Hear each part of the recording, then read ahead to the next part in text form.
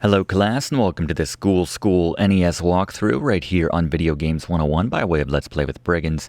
I'm your instructor, Professor Brigands, and we are carrying on with more spooky themed games in honor of October all month long. Today, Ghoul School 1992 from Imagineering. No involvement from David Crane as far as I know, the man behind Boy and His Blob and other titles from that company. I'm waiting to be proven wrong right here on this screen. No David Crane. Alright, back when you could make a game with 4 or 5 people in a few months, but I digress. In terms of difficulty, Ghoul School, pretty challenging actually. On a scale of 1 to 10, I'm going to give it a 7 out of 10, which on the frustration scale equates to punching a hole through the wall, probably during that grease monkey stretch of the game, which we'll talk about, but yeah, it's not as difficult as some other Imagineering titles like Bart vs. the Space Mutants. We gave that game a 9 out of 10 when we did our class on it here on Video Games 101, but still, very challenging platforming in this game. The controls could be a little bit tighter. They're still a little bit loose, as in that same vein as some of those other games we've mentioned. Fluff's going to talk about that a little bit later and provide some interesting facts about this game, but yeah. While it's challenging, we have a very good strategy for getting through and winning this game. So let's run the intro and get into the Ghoul School NES walkthrough right here on Video Games 101.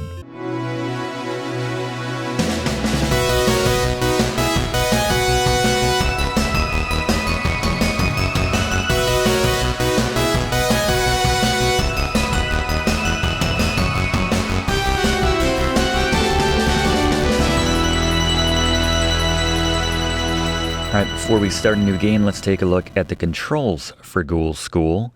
Pretty straightforward. Jump with A, attack with B. You can enter and hide in lockers by holding up when you're next to one. Enter doors with that as well, and pause with start. You can select your different weapons that you've picked up, different types of shoes. Right now, all we have is the bat to work with. Usually a good rule of thumb is to put as much distance between yourself and your enemies with whatever weapon you have to work with. If it's a ranged weapon, obviously you can put some more distance, but with the bat, just as much distance as possible.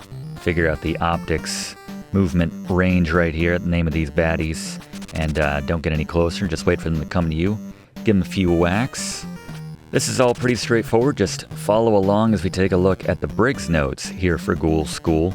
Speaking of following along, follow this guide for the best route. This is a big high school, lots of different rooms, ways to go. We're going to be showing you the most efficient route to get all the weapons and beat this game, including a little bit of a secret route, secret passage late in the game, which should help you out.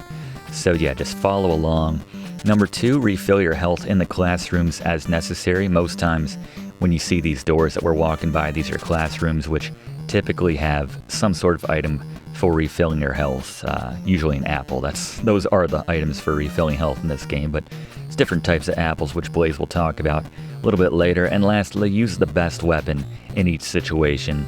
Kind of mentioned that earlier with putting as much distance between yourself and your target, so we'll get different weapons as the game progresses, and some enemies are weaker to some weapons than others. So anyway, we're going downstairs here to room 13. We just want to go straight down, so we'll get knocked down in that case. That works. Here in room 14, every now and then the background will change colors, but other than that, a lot of these rooms, stretches, hallways all look very similar, so that's why it's very important that you obviously follow along, whether we go up a staircase, down a staircase, or just keep staying on that floor at the end of each hallway. So again, we can enter lockers to avoid enemies, but a lot of times, like with an enemy like this, doing this little pattern, not really going to help us out. We can't get by them because they're not flying by us in most cases. They're just sort of patrolling the same radius of maybe 4 feet on either side. So got a dead end here. We're going to pop in here, which is the locker room. And I'm just going to avoid this guy right here. Bait him over a little bit, jump over, take a hit. Got our first weapon, Blaze. Alright, the towel gives you a bit more reach than your baseball bat. Like the baseball bat, you can do damage behind you, and actually you have a bit more reach behind you as well than you had with the baseball bat, but keep that in mind in case an enemy's chasing close behind you. But this is effective against many enemies in this game, including those giant eyeballs, the optics. Use it on certainly the beginning ones that you come across to do a good bit of damage from a safe distance. Good call, Blaze. Thank you very much. Little secret here is if you jump up and hit the scoreboard, then all of the enemies just disappear on the screen, and we get some points as well, for good measure.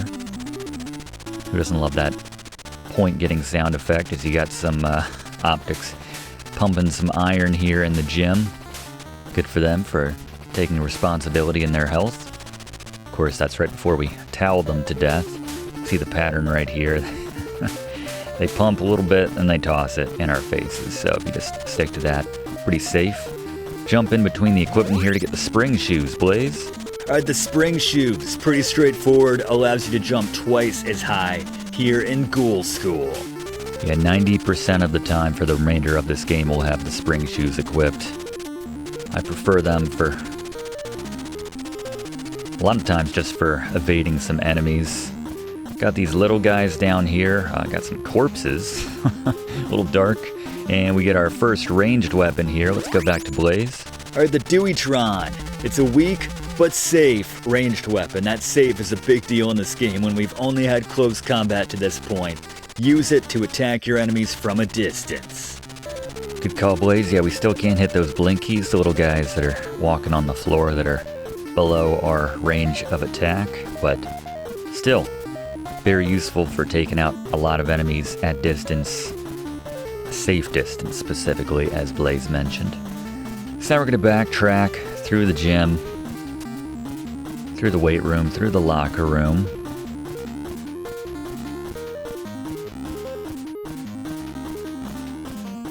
Mind the shower. I guess it's especially hot or especially cold, but yeah, just do your best to get through there. And you can already see it's the ability to evade a lot of enemies when you have that jump. Admittedly, most enemies, the hit radius is pretty generous. Again, these towel, very effective against the optics.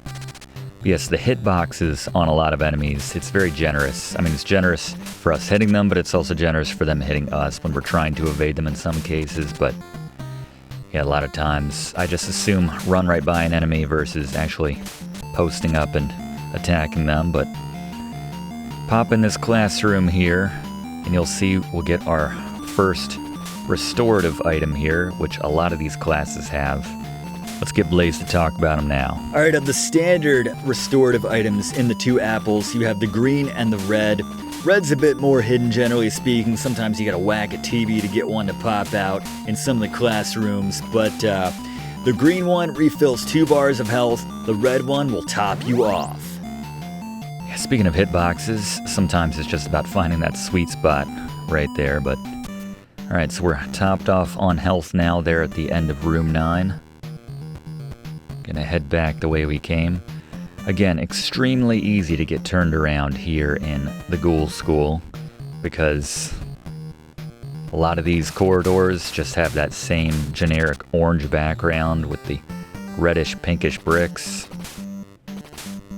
Makes it difficult to know where you're going, which is why the room number right there is so important to pay attention to as you're following along. And as we are continuing on here, trying to get our next weapon, one I like very much. I think it's in the infirmary, or the nurse's room, what have you. Let's go to Fluff for our first Fluff fact about Ghoul School right now with our resident fact finder, Fluff. Ghoul School has a debug screen you can access from the screen which displays the publisher, Electrobrain.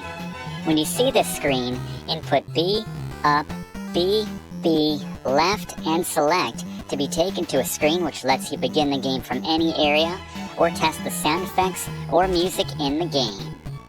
Good call. Thank you very much, Fluff. Yeah, you can get the general area and then pinpoint the exact room and location between those two, or just listen to some of the decent, not gonna heap too much praise on it, but the tunes of this game. Yeah, these little blinkies sure are cute, but man, they're annoying. They don't do a whole lot of damage to us, thankfully. This is where you want to use that Deweytron. This guy's name is Moss Top, and thankfully his head doesn't go nearly as far as our Deweytron bullets.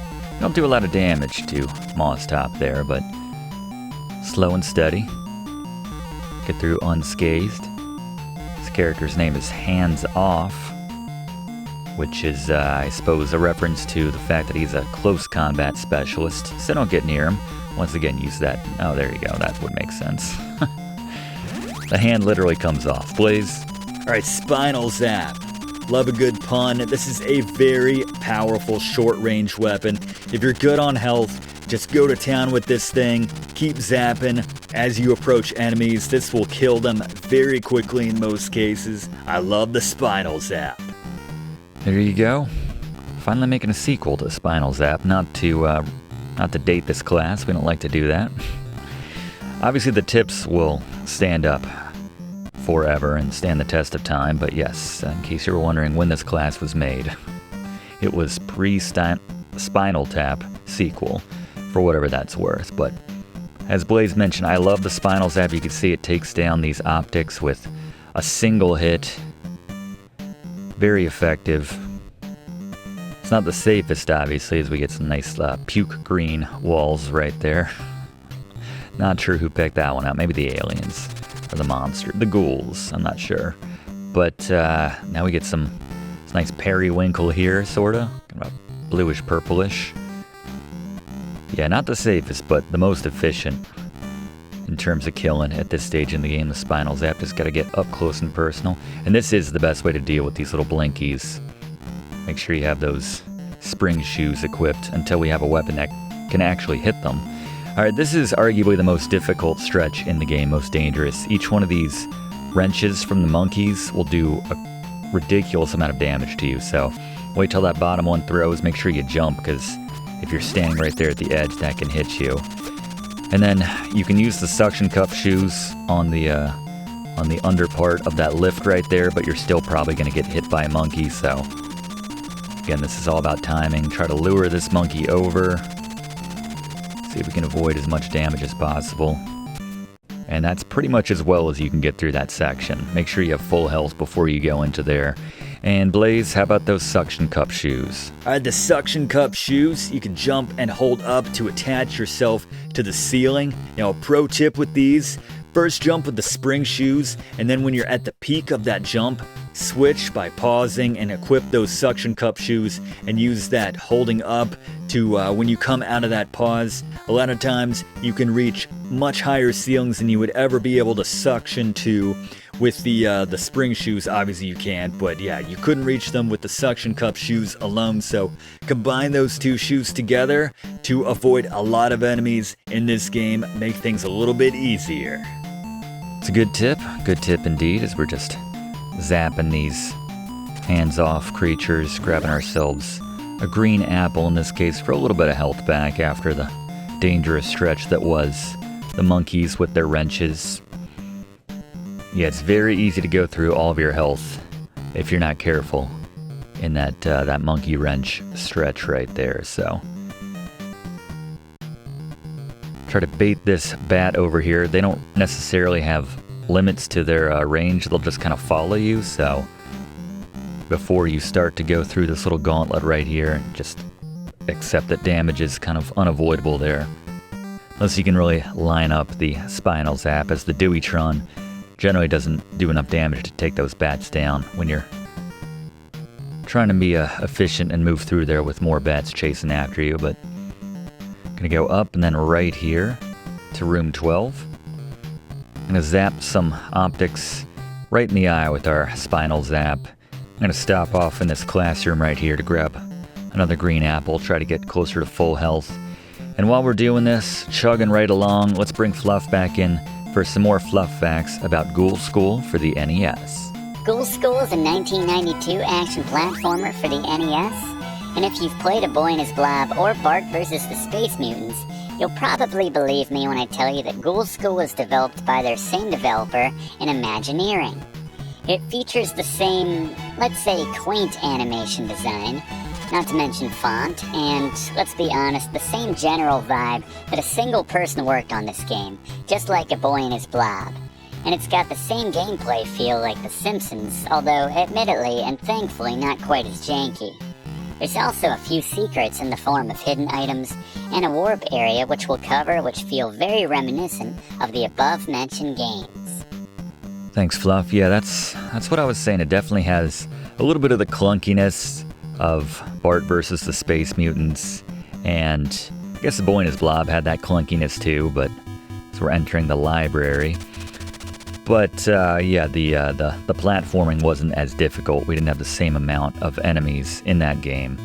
That was more about puzzle solving than anything, but anyway, use your Deweytron to take down enemies at a distance here, and we get another new weapon, Blaze.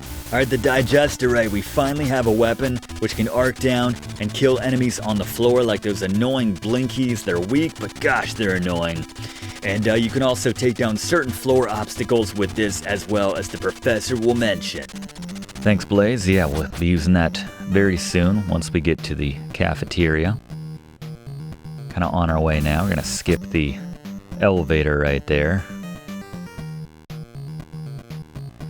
Just play chicken with that blinky right there. Just let it drop right down. Yeah, the elevator will be important for exploiting a little secret. Taking advantage of it a little bit later. I'm going to lure all the bats just for a second, since we need to climb up some stairs right here. Give ourselves a little space. And got another moss top right here. When you're good on health again, you can just walk right up, wait till their pattern is such that they've just thrown their head, then give them a zap.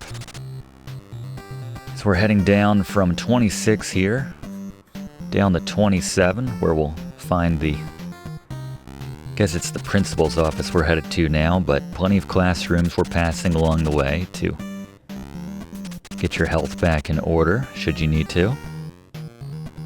Knockback is kind of serious sometimes with some of these hits. We get a blue background finally. All the colors. Alright, pop in here. This is a room you don't want to end up in as you get the class photo for 1991, heading to the principal's office, and with it our first boss here in this game. Oh, you can smack this with the bat, by the way, for some points. But our first sort of boss, let's call it a mini boss, here in Ghoul School. Let's go to our resident boss expert, Gary. It's Scary Gary's Boss Beaters. But the Grim Reaper, very simple, like all the bosses in this game. If you even want to call this a boss, jump on whatever this shelf thing is, equip your Digestaray, and blast away. Might need to back up once or twice to reposition, but keep blasting away, you'll take down the Grim Reaper and get his sickle. Yeah, I feel like, I don't know if they were trying to say that the principal became the Grim Reaper, or maybe it's the Grim Reaper took over the principal's office and is now the acting principal of Ghoul School.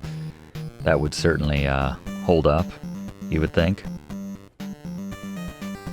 Grim Reaper would make you would have to think, would make a good authority figure at a school for ghouls.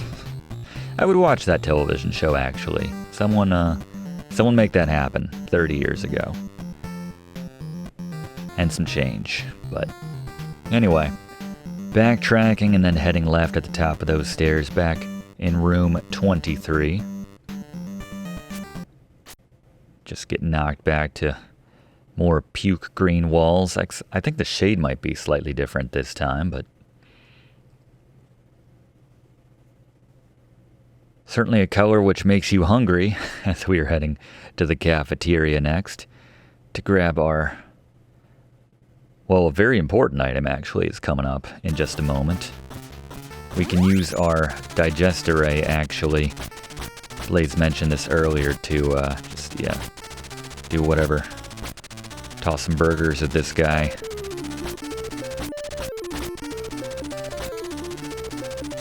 Not sure his name. Don't see him showing up in the instruction manual. But anyway, head through here, and we're gonna, like the little blinkies now have chef's hats on. And this is where we can switch over to the Digestaray to clean up this mess right here, whatever it is on the grill that would normally burn us. Some sort of acid or something. Same idea here in this giant mixer. And very important item. Blaze? Alright, the golden apple. Like in Zelda games or like Battle of Olympus specifically, this will have the damage which you take here in Ghoul School. Love it. Yeah, straight out of Battle of Olympus, actually. And that you got that apple which halved the damage which you took in that game, and you could combine it with other items and essentially take little to no damage eventually. Fantastic game. I hate to compare games during these classes, but a better game than Ghoul School, although I do enjoy this one. It's this is nice to pick up every now and then, assuming you know where you're going. I think it's the maze-like quality, which requires a guide a lot of times. You can obviously explore a lot, but yeah, certainly spend a lot more time getting lost in that. But anyway, as we continue to explore, let's go back to Fluff and get some context as to what's actually happening here in Ghoul School. So on October 29th, 1991, a high school senior named Spike O'Hara, yes, that is our name, took a shortcut home from his Ghoul School High, yes, that is our high school's name, through the cemetery, as you do, when he saw a gleaming skull sticking out of a grave. Like any high school senior, he dug it up and took it to school the next day to show his teacher, Dr. Ernest Femur. Yes, that's it. Never mind. Despite his concerns that the skull had grown twice its size since the day before, Spike agreed to leave it with Dr. Femur for educational purposes. Despite getting very uneasy feelings and a strange and powerful storm was beginning to brew outside, Spike shrugged it off and went home, more concerned with asking the beautiful head cheerleader, Samantha Pompom, to the annual Halloween dance. Unfortunately, she already had a date with a mysterious giant lumbering monster named Frank. Upon awakening on Halloween morning, Spike learned that Samantha had been kidnapped, and a number of football players and exterminators who went into the now famous haunted school to rescue her never returned. Wanting to make a difference and, let's be honest, hoping he could still maybe score a date with Samantha by rescuing her, Spike entered the school armed only with a baseball bat to take on the Ghoul Master and his legions of minions. There you go, as silly as you would think. And you can just use the suction cup shoes here. I said this before, but I always like how they make up for not having an elaborate or interesting intro to most games on the NES just by packing in like 3 pages worth of descriptions and exposition on what's going on with the background of this game to give you the context there. That would have been really cool had they animated all of that. This guy is the cleanser and sweeps, they call him. He will not hurt you, actually. This next boss, though... Boss beater. Alright, Beethoven, what a get for this high school for a music teacher. Want to inch closer until you finally trigger him to start coming after you, but just keep throwing those sandwiches until one finally hits, then just stay in place, stare him down, throw those sandwiches as he charges at you. You should take him down before he gets to you, and then you'll have that kind of music note / snake bouncing on either side of you, like we show here. Just use one shot of the Digestaray to take him down. Oh, thanks, Gary. And we just got some Embalm Fluid. Right, the Embalm Fluid. This is very powerful, but it's a very short, close-range, arcing down weapon. Don't recommend this for those blinkies because they move quick. Like to do that from a distance with some of the other weapons like the Digestaray, but the Embalm Fluid, you gotta use this on certain enemies. This will be very useful against the boss late in the game. You can use this on some stationary floor enemies and obstacles in particular as well. All right, thank you very much. Yeah, it was actually Beethoven, I believe. I think that's his technical name. But yeah, the janitor back there, he's interesting. He will only attack you if you attack him first. So he's just here doing his job. Doesn't have a dog in the fight, just knows he's got a job to do and wants to cash that paycheck and get home, get on with his life like everybody else. So I admire that about cleanser and sweeps. I guess one of them is the broom or mop, and the other is the actual ghoul himself. Apparently they both get a name. But anyway, you can see the Embalm Fluid has that very short range. useful for putting out these flames, or ghoulish flames. Maybe they're regular flames, I'm not sure, but anyway. Useful for getting through here without worrying about taking damage or getting knocked into the spikes. You can do it upside down as well if you get close enough. Just kind of make sure you're inching one inch at a time before you get too close on any of these, especially when you're upside down. Use our Spinal Zap on this kind of spinal cord. And we're going to head into the elevator right here. And if you get off between floors 1 and 2 like we just did, this is a bit of a shortcut, which makes finishing this game a little more efficient.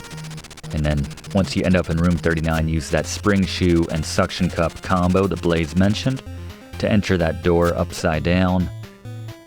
You can do it from the right or left of that door, and because if you try going over to the door itself, you'll just drop down, you'll lose your suction. But so anyway, take the top route here in room 84. We're like in the air ducts at this point, where we're about to be, where we can get the most powerful weapon in the game. So we might as well, right? While we're here, you can see we're going over top of the classrooms, as yes, we are in the air ducts here. Plenty of health, so we can just go ahead and get up close and personal and zap all the baddies. Don't have to wait for their patterns or anything.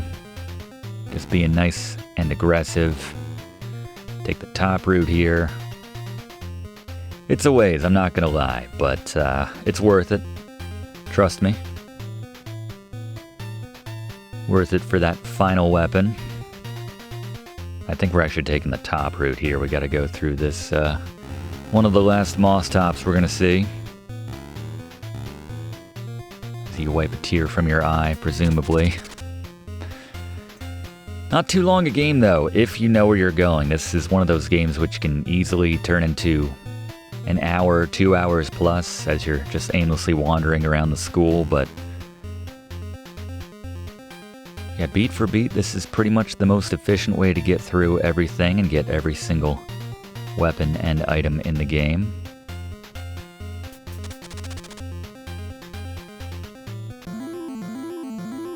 And jump here, and there's a hidden platform, as you can see.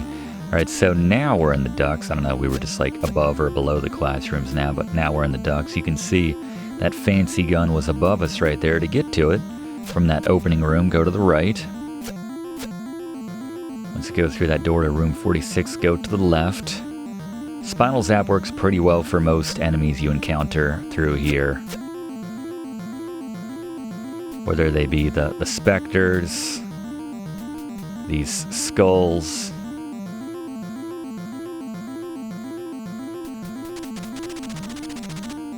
Doesn't like make them disappear, but alright, there we go. The Gamma Gun, Blaze. Alright, the Gamma Gun is the most powerful weapon in the game. Of course, we got it when we only have about 3 minutes left in the game, but this fires straight, very fast across the entire screen. Very powerful. Better late than never, I suppose. Yeah, I think you're spot. I think it's literally 3 minutes left in this game of gameplay from when we'll get to the final boss and maybe administer that final blow. See what Gary has in store for us. I think there's one little mini boss guarding the way, but yeah, the bosses in this game are kind of laughable. I think Gary would be the first to admit that.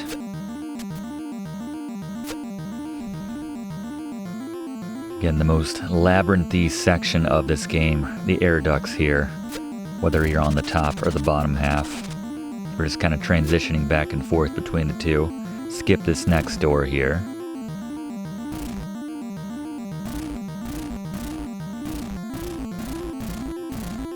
Surprised it's not ghoulish mice in the air ducts. And then go through here, and then finally, when you pop out, you should be at room 108.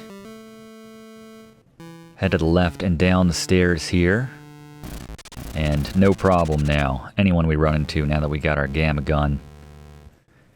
1-2 shots at the most from a safe distance takes them down. You can knock back the wrenches of these monkeys, these grease monkeys. just the one-off grease monkey there. You just get a nice little mix of different enemies at this stage in the game. That was an eco, they were called. Maybe our first and only instance of seeing one of those enemies in this game. Not sure what the name of that character is. They have Green Gook that was back in the kitchen, so maybe that's Red Gook, I'm not sure. But like the little blinkies with the chef's hats were called quarter pounds. Ghoulish kitchen volunteers. Anyway, I just suction to get past that last stretch. Head upstairs, and boss before the boss? Boss beaters. Right, Admiral Aorta. I did not come up with that name, by the way. You want to jump on the pipe, equip your Embalm Fluid, and use it as far away as possible. Reposition as necessary. Not a difficult battle in the least. Good call. It just looks like we're spicing up the heart, like putting some peppers or salt or something. Salt would be bad for the heart, actually, now that I think about it, but anyway. Apparently so is embalming fluid, as you would expect, I suppose. Gary, take us home. Boss Right, King Cornea, the final boss, here in Ghoul School. The strategy is to get right in front of that ledge that he's standing on and repeatedly stab him with a sickle while you have the spring shoes to give you that extra lift so you can get those hits off. And then when the boss gets closer to the edge, that's when you want to take them off so that you don't take damage from the boss when they get to that back edge. When they get close again, pop them back on, start stabbing again. Eventually you'll take him down and you've beaten Ghoul School. Congratulations. Good call, Gary. Just a little embalm fluid to free the cheerleader, and we have a flash warning coming up, class. Just a heads up. Ooh. It's a bad one at that. Good lord. Anyway, we'll see if we can get a date after all that. As Ghoul School becomes Cool School. Sweet Mohawk. She's like, I don't know. I'm kind of into you. You're a bad boy. Maybe not. All right. Well, so much for that. But all the ghosts take off. And he just kind of stares. He's like, what was the point of all that? Not only did I not get the date that I wanted, but I have to go back to school now on top of that. Seems like a lose-lose. Should have stayed at home, but oh well. Live and learn, Spike O'Hara. Live and learn. That is his name. Well, that's our time for this week. Big thanks to all of our TAs today for pitching in, walking us through. Again, that's a game that can easily take hour and a half, 2 hours if you just walk aimlessly around the school. But that's about as efficiently as you can knock that one out. Please consider subscribing if you haven't already done so to enroll in this class. We do one of these classes every single week in the same spot. Click that like button if you don't mind. It really does help us out to make future classes for you. And leave a comment. Are you a fan of Ghoul School? How do you think it stacks up to the other Imagineering titles? Boy and His Blob, The Simpsons, but that's our time this week. We'll see you next week in the same spot for next week's class right here on Video Games 101.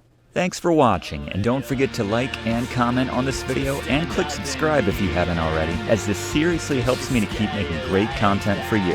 And check the description of this video to see what song is playing right now.